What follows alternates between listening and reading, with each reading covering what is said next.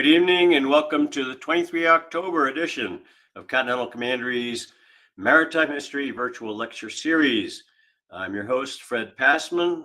Recently became Commander General of the Naval Order. Since recording our first session in May of 2020, we recorded presentations covering a wide variety of Coast Guard, Marine Corps, Merchant Marine, and Navy topics. And you can find them all at our website, which I'll stream a little bit later in the presentation. To learn more about Continental Commandery and our program, well, let me give you an announcement. This is our last Continental Commandery program. Next month, it'll be a NOAA's program. So we'll still be behind the stage, but we're making it an official Naval Order program rather than Continental's. Before introducing this evening's speaker, I'll just say a few words about the Naval Order of the United States. Naval Order is our nation's oldest ancestral organization dedicated to maritime history. Our mission is to preserve, promote, and celebrate United States maritime history and provide camaraderie amongst our companions. Anyone who has served in the maritime services or is a descendant of one who has served is eligible for membership.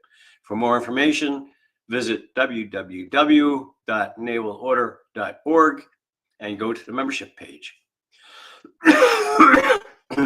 Excuse me. Today's presentation is being recorded on YouTube and will be available immediately after the program. Use the same link as you're using to watch us this evening. And also during the program, use the comments box to ask any questions that you might have. And after our speaker has completed his presentation, we'll have a question and answer section. Now, pleased to introduce Mr. Damien Cregeau. Damien earned his Bachelor of Arts degree in history from Hillsdale College and a Master in Arts in History at Colorado State. Beautiful countryside there. Damien is a nationally recognized scholar of military history, primarily in the era of the American Revolution.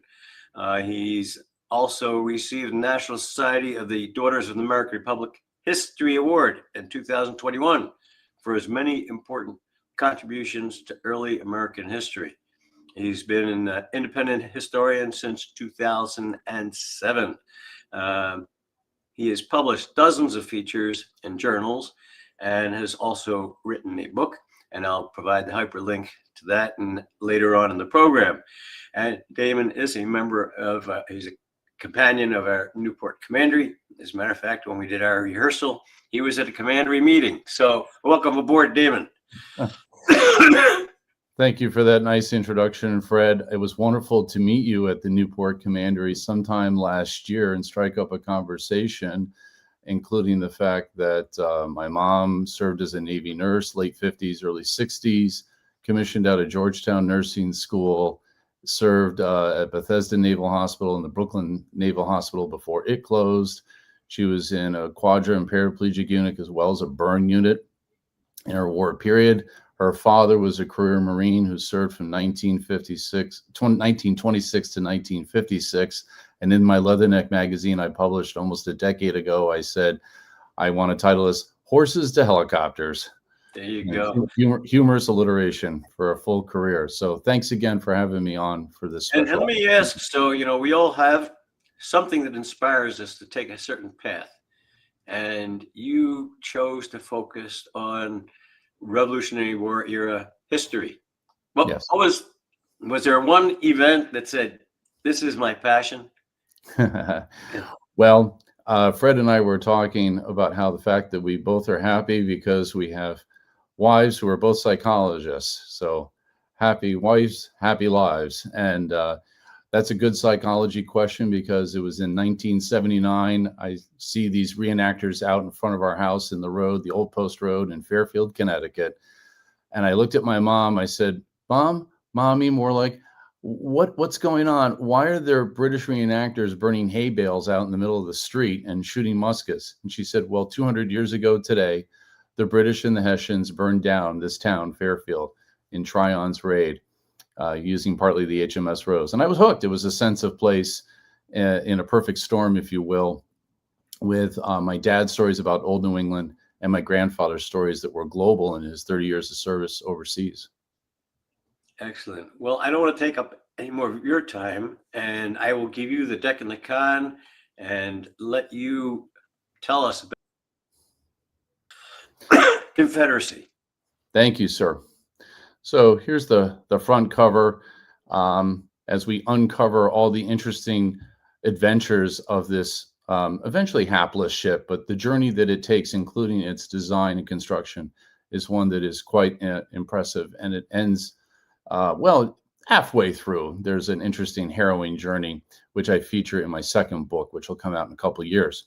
But first, let me uncover this and just say that there are more covers to the USS Confederacy, and specifically the cover of this particular book here, Sailing Ships of the War, 2 different editions, each of them having the Confederacy featured on the cover. Yes, it's not the USS Constitution, which was launched just several days ago in 1797 there in Boston Harbor, and of course is the ship that we honor in the Naval Order of the United States. But I also come to you from the General Jedediah Huntington House. So you're behind me, you're looking at the living room or best parlor. And so I am in the left, if you're looking at the front of the house, the left of the front door. And the house behind me, the Colonel Joshua Huntington House, is the portal, I think is a good analogy, into why I cared about this USS Confederacy ship, which was named, I should clarify, for the Articles of Confederation, not having anything to do at all with the U.S. Civil War or the war between the states or whatever you wish to call it. Colonel Joshua Huntington, who is he? He is a brother of Jedediah Huntington, whose house my wife and I are happy to own for the last 10 years. And we don't have a portrait of Joshua, but we do know what his house looks like because it's right behind us. Perfect for this coloring for this time of year in the fall. And he was not only a prominent merchant and a militia colonel, including in the campaign that included Bunker Hill, the Boston campaign of 75 into early 76, but he is, through his family connections and the prominence of the Huntingtons, going to basically be appointed by a blend of Governor Jonathan Trumbull Sr., the governor of Connecticut, and the Congress, the Navy board for the U.S. Congress, down in Philadelphia at that point, to be the liaison between the Navy and Congress in Philadelphia and here in Connecticut, where the ship will be created. And we'll get more into that detail in a little bit with a few slides down the river, I guess I should say. So a little bit about Congress and the Navy at that point, in case you're not familiar. The Continental Navy, this is kind of the big picture at this point, early in the American Revolution or the War for Independence. Congress and the Navy. Continental Navy's initial warships were the hulls that were converted into military needs. Obviously, there were merchant vessels and other kinds of vessels that they could take advantage of that existed. And you can think of some examples that we don't have time to go into now. Also, in December 75, Congress is going to pass an act to build 13 frigates. You're probably familiar with Ian Toll's 6 frigates, which, of course, is about the era of the Barbary pirates and then the quasi-war with France in the later part of the 1790s. But we're taking this back over 20 years earlier to the mid-1770s. And you'll notice right away that actually only 8 were built by the end of the war, not the complete list of 13. And so here in Connecticut, we should be proud that we contributed a Navy frigate that actually saw service in the war. The Confederacy is one of these 2 ships that had 36 guns. So it was as large a frigate as you can imagine. In fact, it was actually larger than the typical frigate of its era. And I'll get into some maps so you can understand where Norwich is. And anyone who's watching or listening who has served in southeastern Connecticut or in the submarine force is familiar with the Groton sub base, which isn't far from here. And I'll show you some maps from different time periods in a little bit. But why Norwich? Well, first, Congress assigned shipbuilding across the 13 states, so that potentially each of them could benefit from these building projects. Connecticut was allotted one of the 36-gun frigates, and that was in the wintertime of 1777. Jonathan Trumbull Sr., there is a Governor Trumbull Jr., by the way, who will die in office. He's the son of Jonathan Trumbull, and he will die in office in 1809. But we're talking about Senior here, the patriot governor who served before, during, and after the American Revolution, the only governor to do so of the 13 colonies, later states. And in February 77, he appoints, as I said, Joshua Huntington to basically serve as a liaison between Congress and the local shipyard to build this ship. Here is some illustrations of the people that we're talking about, all painted by the family member, John Trumbull, who the family called Jack. John Trumbull, the famous painter, who was also a colonel in the American Revolution, hence the title of my book, Portraits of Patriots, Colonel John Trumbull and Five Fellow Patriots from Connecticut. He's both a colonel, but then he's obviously, as we all know, a famous painter of portraits and a few landscapes and religious paintings as well. We have his parents on the left, and then Dad again in the center for a formal portrait as governor. And then on the right is Jedediah Huntington's father, Jabez Huntington, a wealthy merchant, and the father of Joshua Huntington, the one with the pumpkin or squash-colored house. These paintings are all in Connecticut at various museums. Here's a map of the Thames River region from about the 1770s or 80s. And the shipyard is located, and you'll see, don't worry, we're going to get to some modern maps. The shipyard is located about 10 miles inland or upstream, or upriver, if you will. We're kind of set up like a miniature Pittsburgh. So if you're looking at the top of that map, you can see the three rivers effect, just like you have with Pittsburgh. Two rivers coming together to form a third. In Pittsburgh's case, the two rivers form the Ohio. In this case, two local rivers converge to form the Thames. And if you're wondering why I keep pronouncing it Thames instead of Thames, go back and ask King George I of England in 1714 to pronounce Thames. He couldn't, and it was pronounced Thames. This is where the Confederacy was built. And more specifically, in the middle of the map, you're noticing just above a bridge that spans the Thames River is what's known as Confederacy Cove.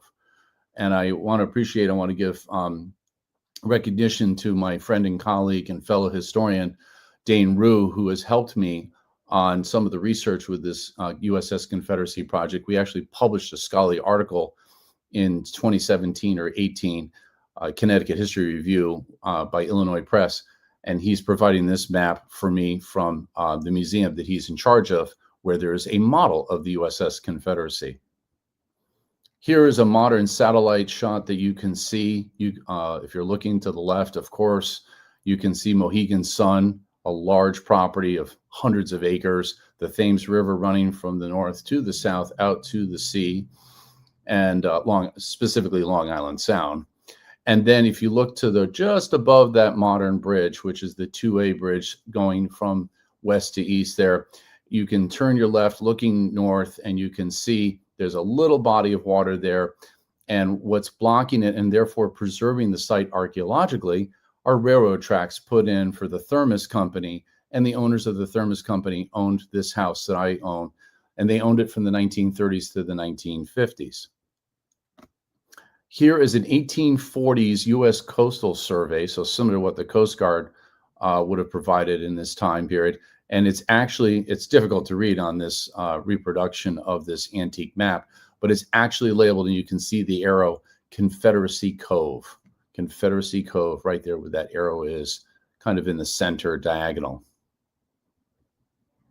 Here's an example of an artist, a local artist, who tried to portray what the view might have looked like back in those bucolic, scenic days before there was industrial development in the 1800s. Similarly, a painting of Confederacy Cove by a local prominent artist named John Crocker. That's also at the museum, where eventually you're going to see this beautiful scale model of the Confederacy that's under glass. It's the largest of any models of the Confederacy known to exist. One of the challenges in gathering supplies for the ship was to procure lumber. More specifically, whose property might they seize? And they decided actually to seize some property of some loyalists. And the timing for this was basically in early 77. And one of the things I was able to discover in my own research was that it happened sooner than we thought, February into March. And here's a letter in April that Joshua says, in communication with a contractor, quote, "I have a number of men in the woods getting some particular sticks of timber for the ship," and they're talking about what will eventually be the USS Confederacy, desire you to send me by the bearer 2 gallons of rum, which I think will be of great benefit to forward this business. And if you read the chapter in my book that I published in June, you will see how on this ship, how rum is often an influencer in both a positive and negative way. And we'll get to the sea captain, the skipper of the ship, with suffering bouts of gout. That would be one of the negatives. He almost didn't make it on the ship because of his chronic gout. I'm going to go through here more quickly, so don't worry if you're not reading all this. And I'm not going to go in any detail. It'll be available. You can pause on YouTube at a later time when it's thanks to this recording. I basically wanted to distill it down to say that Joshua Humphreys down in Philadelphia is your primary naval architect of this era. He is for more than a decade. He's young at this point. And the other thing I want to say is he gives free rein to those here like Joshua Huntington as far as what are the design parameters, what is going to be the length, the displacement, keel, so forth. You know, how, other than the 36 guns and calling it a frigate, you decide how you wish to design and build it, he says, basically in missing correspondence. But we can infer that from other communications by Congress, including the Navy Board. The actual shipwright is going to be a gentleman named Jedediah Willett of this Norwich area. And of course, the scenes, and Joshua Humphreys is in the scene to the right. You just can't see him because the slide isn't large enough, because we're just trying to show an overview here of what it would look like for a frigate to be built in this time period. You can see the ramps in both illustrations. One of the things I liked to research, and I made lemonade out of lemons. I wrote my book when it turned out that the country was going to be shutting down. So on the ominous date of Friday, March 13th, Friday the 13th of 2020, my wife and I already had an appointment for me as a historian and her as my sidekick to go and look at the pay stubs of Black or African American and Native American, or whatever you wish to call them, laborers who were paid. And I wanted to see those pay stubs and digitize them. We pulled out 2 archival boxes for the last day that a member of the public could come. If we had had that appointment the following Monday on the 16th, we would not have been able to go in. And I would have had to wait about 2.5 years. You're looking at a pay stub from October of 1777, so this time of year.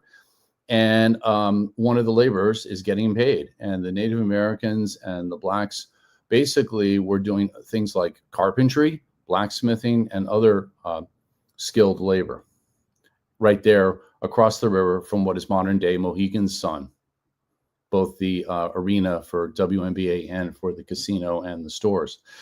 Here's an example, you know, how we wish to memorialize Black patriots in the Revolution. You're probably familiar with this one. I suspect that Fred and others from the Philadelphia are. This is the one at Valley Forge that was put in the early 2000s. And besides the interesting variety of labor that helped construct the ship, of particular interest, and you can think about, I always think of Hunt for Red October because I read that book and saw the movie when I was in high school. So I'm dating myself here. But like you, I remember the Cold War from a different perspective, a youthful perspective and a civilian one. This unusual design for the frigate, and yes, there is a secondary propulsion system like the Red October. And this design, we know exactly what it looked like because the drawings, and spoiler alert for all of you, the ship was captured in 1782 by the Royal Navy, the British Royal Navy specifically. And the ship then is drawn up back at Portsmouth, England, near the Isle of Wight. And we have these detailed drawings. And as the son of an architect who thought about becoming a naval architect out of Yale in the 1950s, this is really quite a visual treasure, a wonderful document that is in very good shape. And it's larger than what is on our screen. It's probably about 3 feet wide, this drawing, roughly 36 inches. I'm now going to basically clean it up here, and from a book by Harold Hahn. For those of you who are into ship modeling, this is a name that would be familiar to you, Harold Hahn, who in the 1950s, 60s, 70s, and 80s was illustrating. He was a black and white illustrator, a color illustrator, but also a master ship modeler. Many of his ships are at several of the naval history museums not far from Norfolk, Virginia. And many of you are familiar with those museums thanks to your service in the Atlantic Fleet. The Confederacy plans for the model. And I want to zoom in because we have time, it's limited to about 35 minutes. Take a look there on the left, and you're seeing these interesting different ports. You have your typical, obviously, gun ports, for the cannons, and those we all recognize. But then what are the smaller ones? What are those about? Well, that is the secret propulsion system. Not so secret because, of course, it's above the waterline. It's not submerged, but those are for oars. And John Hattendorf and I were talking about this both in person at the Newport Commandery over the last couple of years, but also by email. And what a unique design that it had. There were others John and I were talking about that had this, but it was highly unusual for the Continental Navy to have this for anything other than obviously a rogue galley, which would look nothing like, of course, a 36-gun frigate, which is a fifth-rate ship of the line. So again, here's the drawing, and you can just imagine if we were to zoom in, it would look like those little ports there that you're seeing, that second line closer to the water line beneath the line of ports for the cannons. So I mentioned this quickly before, and now I'll dive into it for a second. The green wood. So they laid the keel in May of '77. Sawyers were sent all the way up to maybe modern-day Brattleboro, Vermont, or southwest New Hampshire in the Keene, New Hampshire region, Connecticut River Valley, basically. But here in southeastern Connecticut, local indications are that Loyalist land was confiscated in towns like Salem, which is northwest of Norwich, and the properties included those of William Brown, a Loyalist, Captain Oliver, who was a collector of customs in New London. And the problem was that this wood wasn't given enough time to dry. And so that's going to unfortunately create the phenomenon of premature rot. And yet it's such a beautiful design. Here's a computer simulation of what it would look like with its beautiful, but yet unusual design. It's longer than the typical frigate, and I'll get into that momentarily. But look at what a master ship modeler says in the 1980s. Quote, "I have decided this is the most graceful hull of any ship I know of." A little bit about the captain, Seth Harding. I mentioned earlier that he suffered from bouts of gout, and we'll get into that if we have time, or if not, maybe during Q&A. He did live the majority of his adult life in Norwich, and he was married and had children. But the interesting thing is that he had a shadow portrait done of himself in the 1770s or 80s. Unfortunately, we don't know what happened to it. And the lucky thing is that a woman in the 1920s or 30s in the New Haven area imagined what he might look like based on that shadow portrait and colorized and produced the image on the right. We also don't know where that image is. It's possibly in New Haven, but we just don't know. Both of these images are taken from the book that I'm picturing in the middle, Seth Harding Mariner, which is a biography written by a World War I veteran who was gassed in France. He was an Army officer who's buried in Hartford. I found him through Find a Grave. Harding is elected by Congress because he has already served on the Oliver Cromwell, which is a privateer, so that's a state ship, the Connecticut State Navy under the command of the governor, of course, Jonathan Trumbull Sr., and the Oliver Cromwell is prominent with its prizes. Then there's delays in construction. And of course, that's nothing new, right? I think all of us are familiar with how Congress and construction teams have their challenges.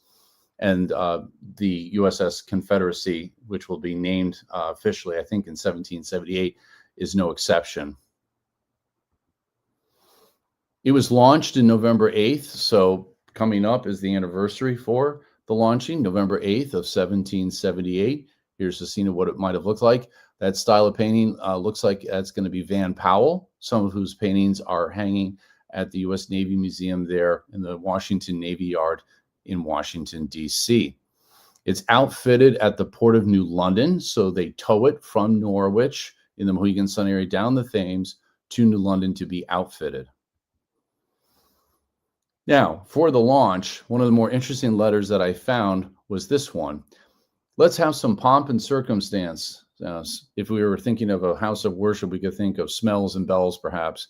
And in this case, there's a letter written in October 1778, basically, just a week from now. And it says, as to the launching entertainment, I know not what has been done by others, but think if there was a coalition or a cotillion, in this case, coalition, but the cotillion would probably take place that night, the dance party, of gentlemen and ladies who are spectators, and something generous and comfortable for the carpenters, as is customary among merchants on such occasions.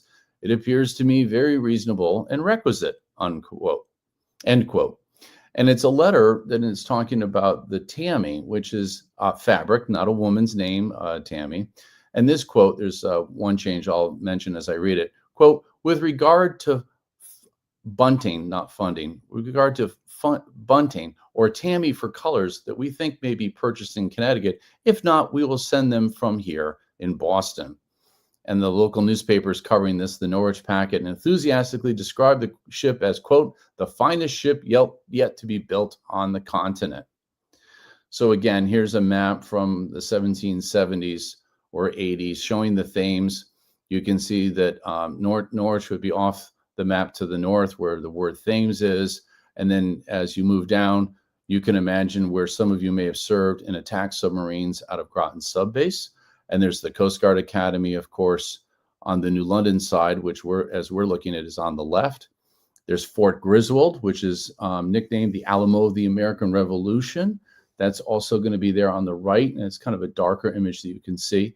And then as we head out to Long Island Sound, it starts to open up, and you have lighthouses and so forth, some of which were built as early as the 1760s to 1780s. Going back to how ornate the ship is, I want to mention, why is this ship so fancy? I mean, if they're having trouble finding wood and they're having trouble getting it built on time, then what is the deal with why it has to be so ornately carved? Well, it is the 1778 into 1779 era, basically mid-war. And who is our new ally? France. Who are we trying to impress? France, because we're going to be sending VIPs back and forth across the Atlantic Ocean, across the pond, as the British would say, the Royal Navy. And you can see an example here of the tremendous, this is, of course, is a scale model. It's a Trojan warrior there with his sword and shield. And then we are looking at the ornate transom carvings, again, meant to impress anyone who would see it, especially closer up. This is my colleague, Dane Rue, I mentioned, and I, we've collaborated before, and we're good friends. And here's the USS Confederacy display that he designed and asked me to assist him and consult on the display and the information that could be included, because we co-presented at the Mystic Seaport Museum to the staff around 2017 about this fascinating ship that needs to be better known. And this is at the Slater Museum right here in Norwich, and it's one of only 2 high schools in the country to have an art museum on its campus. The other one is up in Exeter, New Hampshire at a prep school. You can see the ship model in the background. I'm basically wearing, as a reenactor, the uniform of someone like Seth Harding or John Paul Jones, namely an officer in the Continental Navy. The model is also at other museums, including the Smithsonian. That's the black and white image on the right. And then, as you can imagine, as I've mentioned before, the tremendous painter who died, unfortunately, before the bicentennial was over in 1983, he dies around 1978, and that is Van Powell. And this is one of the 3 paintings that he did of the USS Confederacy.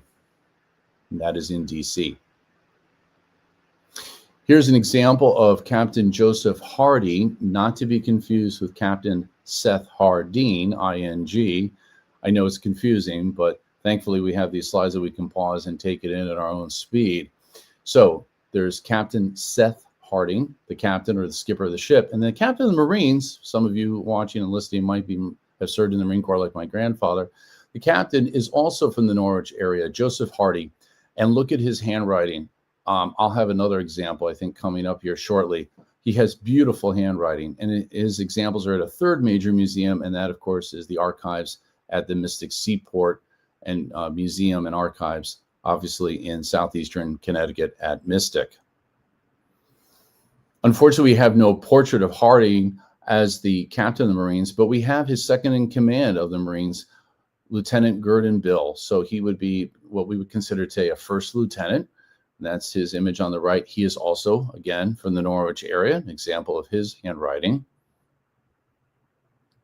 And then we have the Navy agents' help and frustrations. I'll just give you an example here on the second. I'll jump in about halfway through the second quote.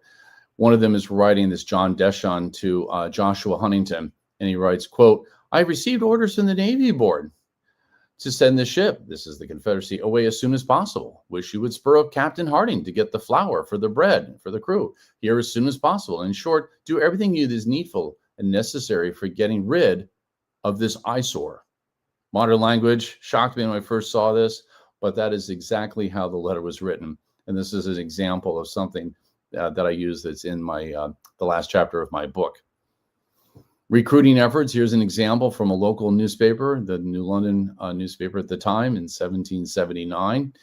Recruiting, and of course, as you can imagine, they used creative methods. You're probably familiar with some of the things that went on at places in for the Marine Corps with Tun Tavern there in Philadelphia, and other places of various reputation in and around the city of Philadelphia, and of course other places like Boston or Charleston. And this is a local example here in Connecticut.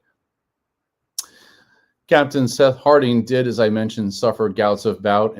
It wasn't just the rum that I've mentioned before, but he was having an interesting time. He was not the most slender figure. I know these paintings are, shall we say, more complimentary to his appearance.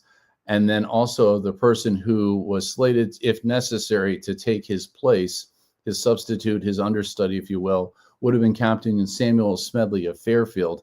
I was born and raised in Fairfield. And if we go all the way back to Fred's question about, what inspired me to become a historian of the American Revolution, and my cousins live on none other than Smedley Road. And he probably lived in that area of Fairfield as well. His home is long gone.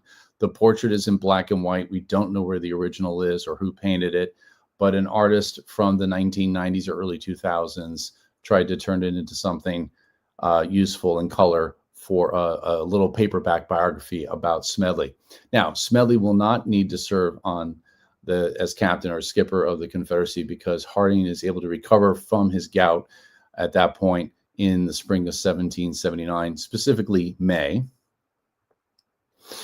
Here's the best model of the Confederacy. It's about to get ready. This is what it would have looked like before the sails are complete and other things are done to outfit the ship, including, of course, bringing on things like furniture, food, ballast, and what have you.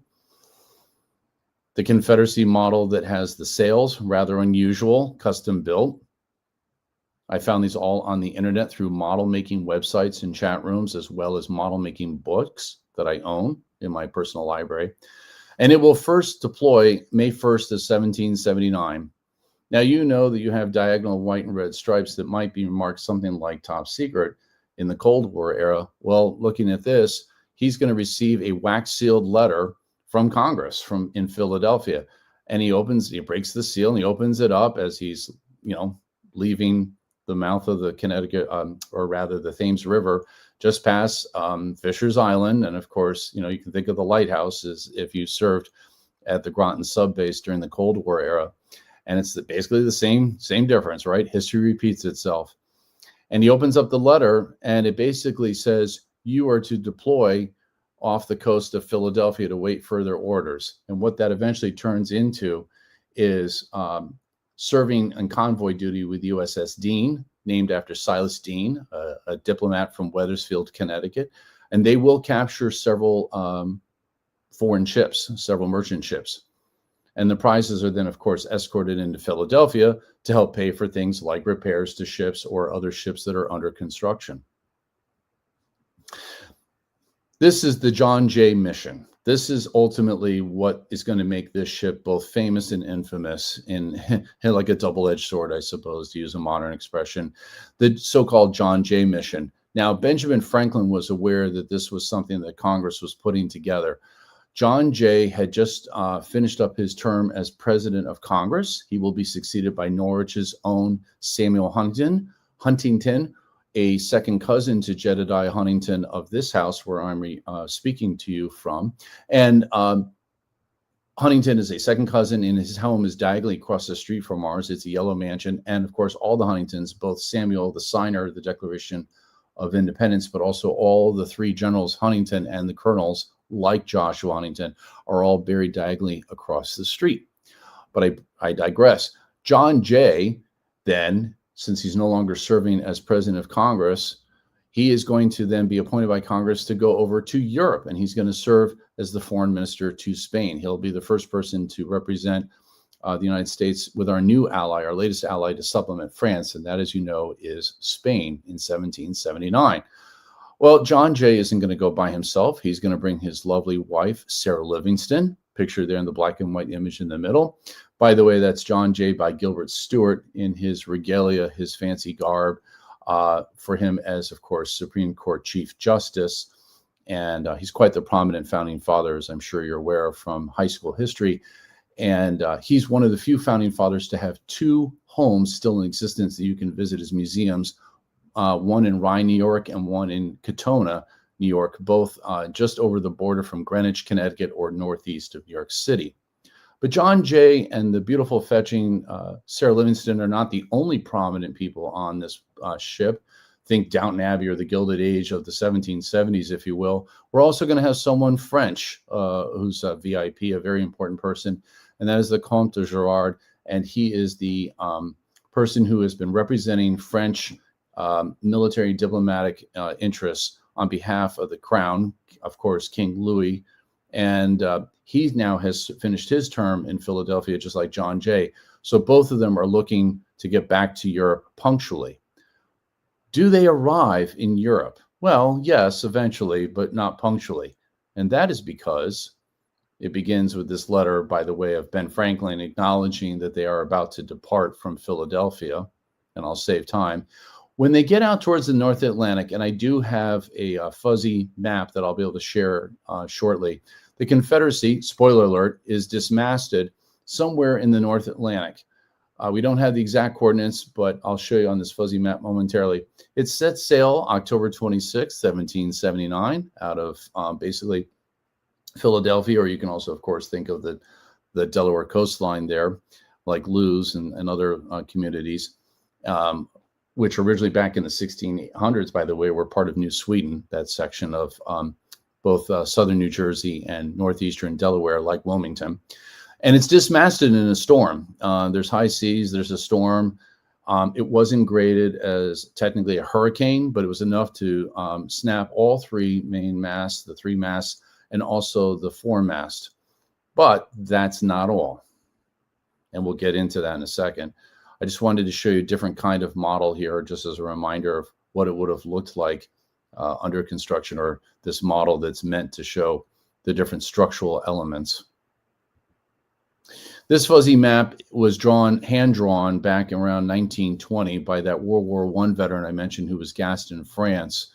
And that gentleman tried to sketch, you're basically looking northeast of Bermuda, southeast of Newfoundland, and west of the Azores. So there's a marker where those three locations that I just described converge somewhere in the North Atlantic. We can talk more about that during Q&A, which basically means they're in the middle of nowhere. And the problem is, of course, if they head east, they will be captured. They're limping. And about 2 weeks after, they realize they need to get together and have a meeting. The French, the prominent French on the ship, and also the prominent officers from the U.S. side, not just John Jay, but Captain Harding, the captain of the Marines, the second in command, and of course, the carpenter of the ship. But I want to show you more specifically here. Notice that I say, not only do we have the three masts and the foremast snap, but the most important thing, maybe perhaps of all, the rudder had also snapped. My goodness, when it rains, it pours, or whatever expression we should use, the perfect storm, if you will. And so it was too dangerous, of course, to head towards east towards Spain, especially if they don't have a working rudder at that point. Obviously, they had to jerry-rig everything. Jerry-rig somehow the rudder and also the mast.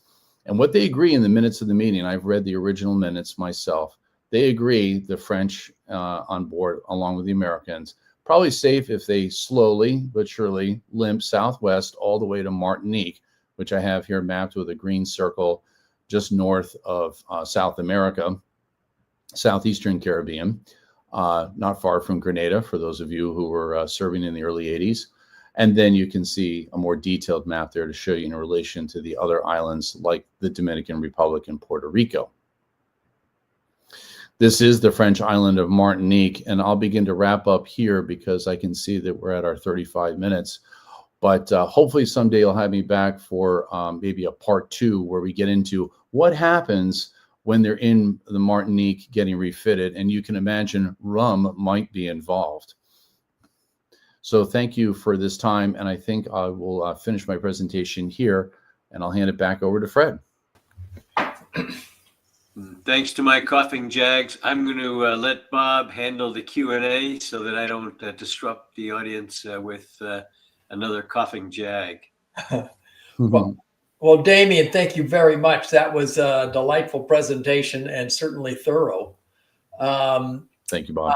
I thought was your comment about gout at the time reminds me when I was we were down in Philadelphia. We were honoring John Berry, who was probably the founding individual for the Navy. Yes. And on his ship, he actually had a different kind of a ship, insofar as he had his cabin designed so that it was on the deck, on the same deck, main deck, so he didn't have to go down because of his gout. Wow. And it also would accommodate his wife, who apparently they brought the wives along for these visits too. So very interesting. I really appreciated all your the thoroughness of your presentation, and you did a great job of showing the Confederacy. That was great. Thank you, Bob. And I'll just mention a little bit of a spoiler alert, but that Commodore that you mentioned, who's so important and gets mentioned as founder of the Navy, Barry, right? And right. He is going to bring on Seth Harding for what would be arguably the last naval engagement of the American Revolution, which takes place in 1782. Their ship is firing at a British warship, and that's a story that I talk about in my second book. Great.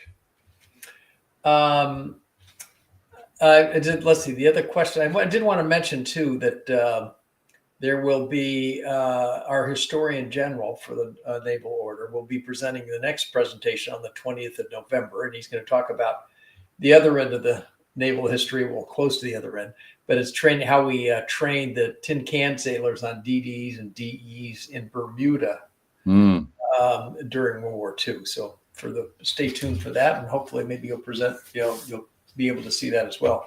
And I'm hoping we'll be able to find out, be able to get you back on again so we can find out what the heck happened to it eventually. Because as you said, thank God the British captured it, so we have pictures of it now. And Bob, it's fun. Speaking of the Tin Can Navy, there's another Seth Harding connection. There are 2 ships, U.S. Navy ships, one a destroyer, and they are named after Captain Seth Harding. Yeah, this is. I mean, you think about these guys, building these, you hardly any ships, but a remarkable job. When you think about the ship modeler said, I think this is the most beautiful ship that I've seen. And the fact that they were going against, the world's sea power. I mean, the mammoth size of the British fleet relative to what we were throwing up against them is pretty remarkable. I mean, thank God the French came to help us, but not so bad. So. Yes. And a lot of people don't realize the Continental Navy was more successful than it gets credit for typically. The fact that it was able to procure the materials for what is basically gunpowder that was used for not only the Continental Navy and the privateers, but the Continental Army. They're back here and in the states, the colonies turned states, and a lot of people don't realize that they were successful. So it's not just John Paul Jones raids on the British Isles, but the supplies.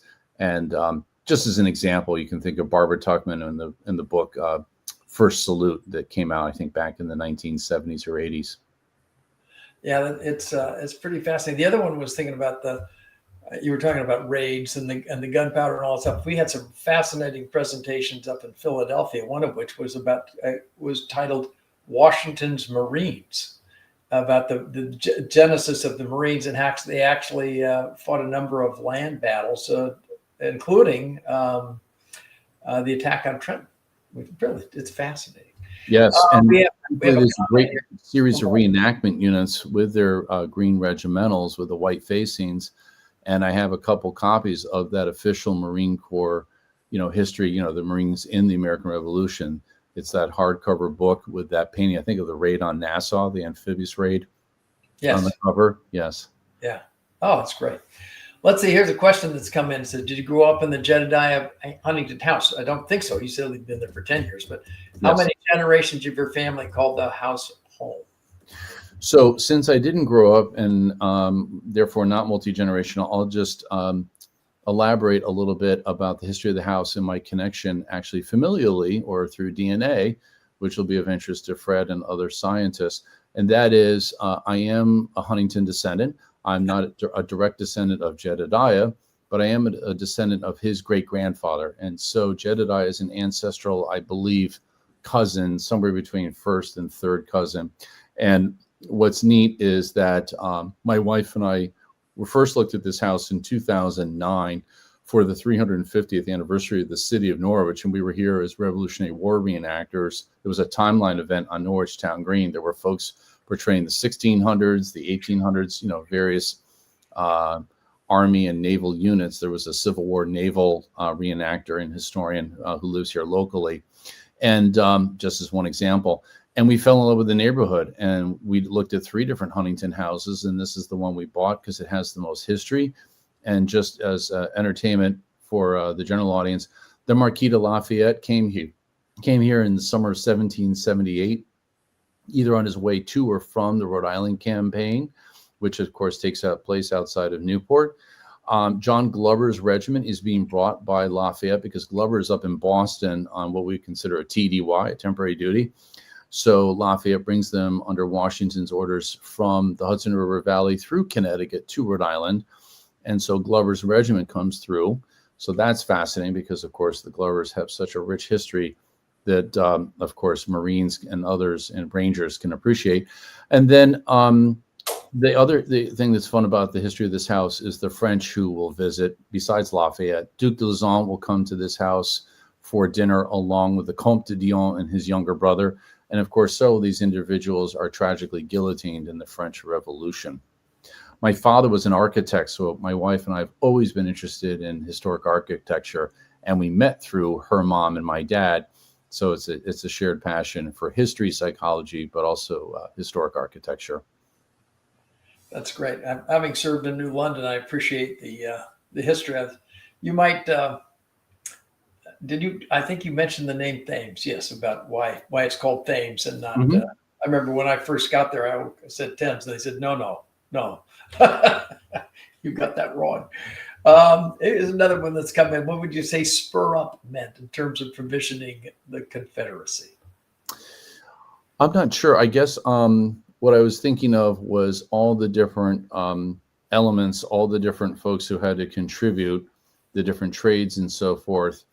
The fact that there were even letters that were talking about, gee, we're waiting for tables and chairs and muskets and gunpowder.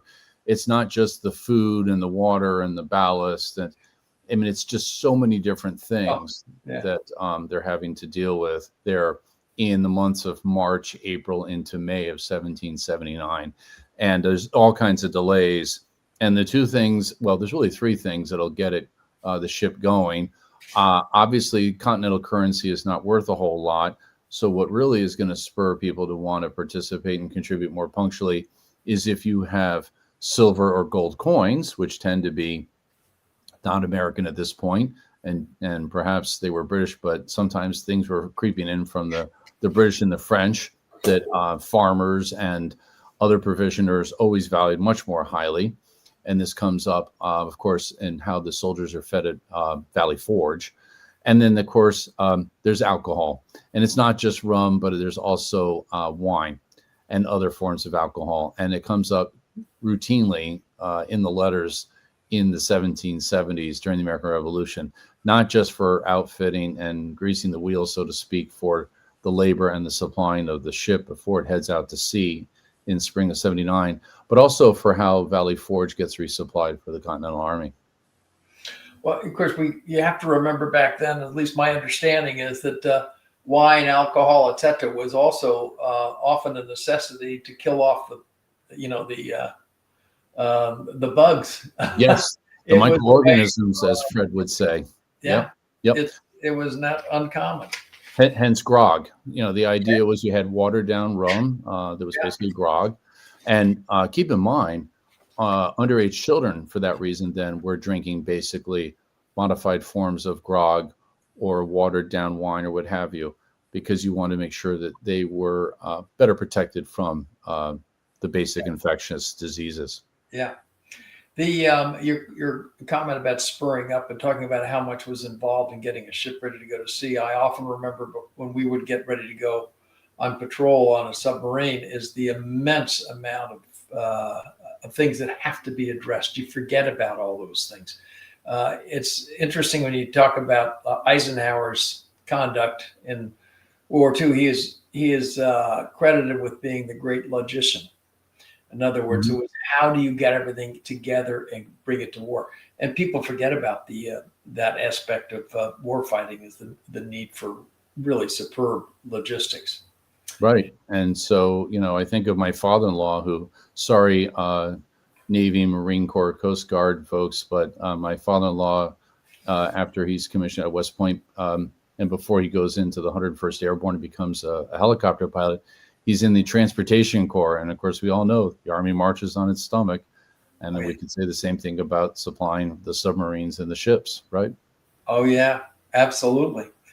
Let's see, here's another one. I've read that the British valued their oak forests highly. Can you speak to their role as key resources for the early Continental Navy?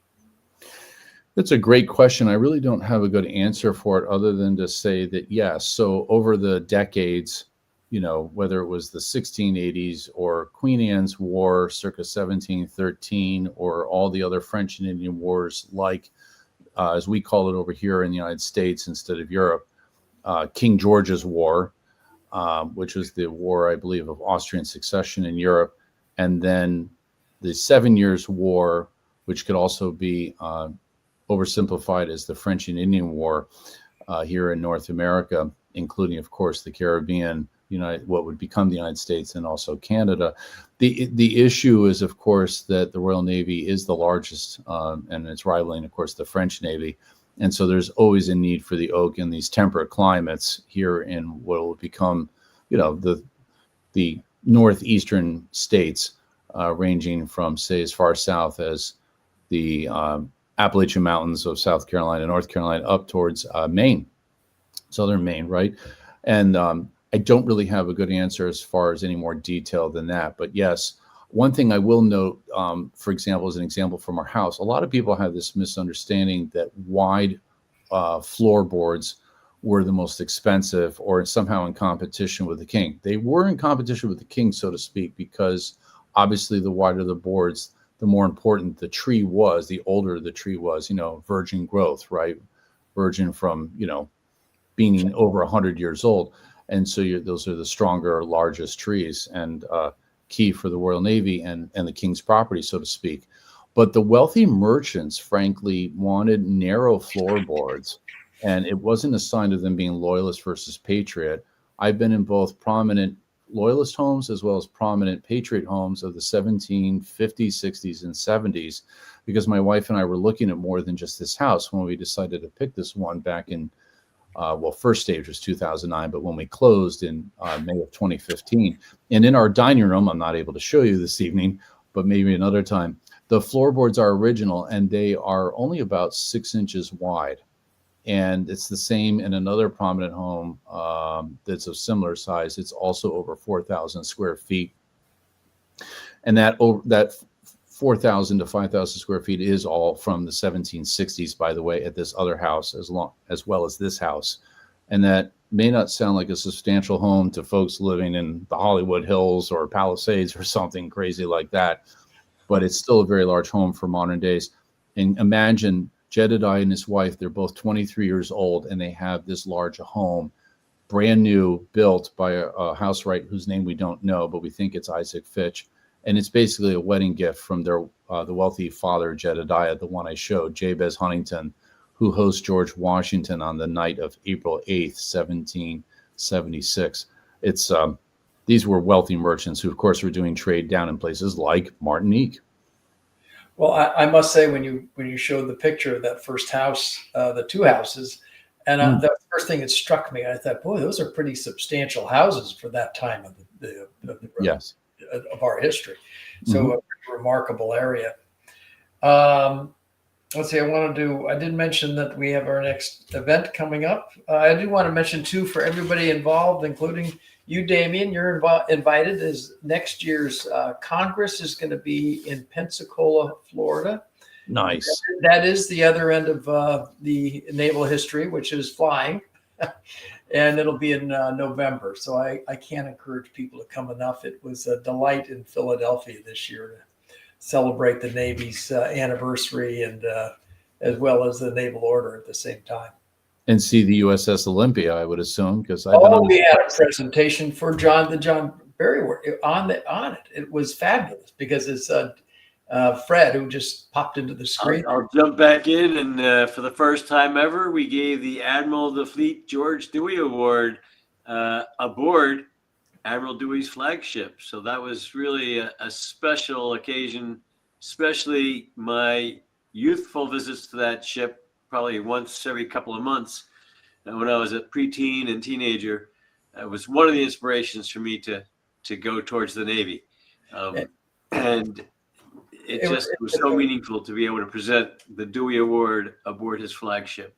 And the woodwork on that ship is gorgeous, isn't it? It is. Oh, well, that was the thing that was so fascinating to me, and not knowing what to expect, is that this represented the transition from the wooden Navy to the metal Navy. And it's fascinating. It was a great time. So thank you, Fred, for all you did at the Congress, and to all your colleagues. It was a wonderful time. I'll turn it back to you. I want to thank Damien for an excellent part one. And once we sign off for this evening, we'll talk about dates for part two, and I'll start putting the word out on that.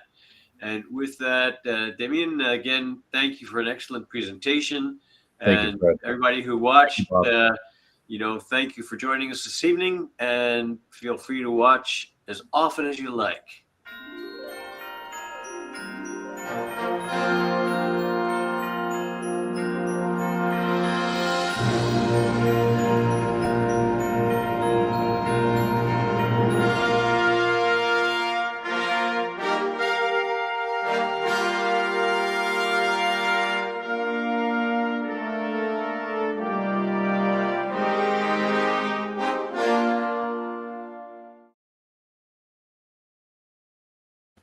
Damien, well done. Oh, thank you so There we much. go.